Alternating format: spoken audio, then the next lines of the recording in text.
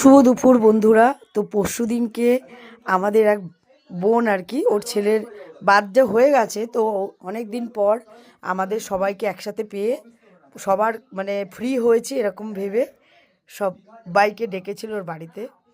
তো সবাই মিলে বেশ একটু আনন্দই করেছি, অনেক কিছু খাইয়েছিল। তো প্রথমেই কফি, তারপরে চানাচুর, বিস্কুট বিভিন্ন ধরনের, তারপরে তোমার নিমকি, তো অনেক রকম খাবার আইটেম আমাদের কফির সাথে দিয়েছিল।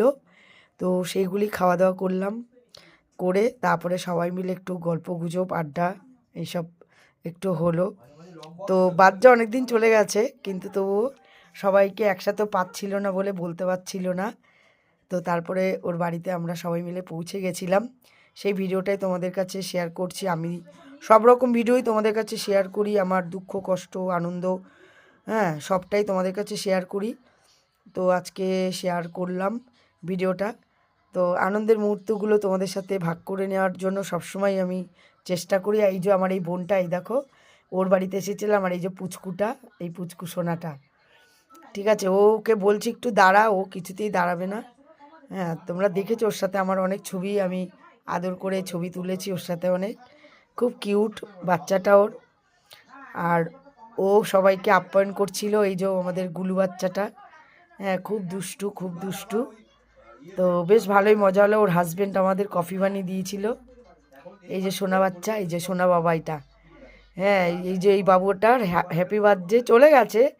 মানে ওই দিনকে আমরা সবাই একসাথে গিয়ে ওকে আশীর্বাদ করলাম একটু।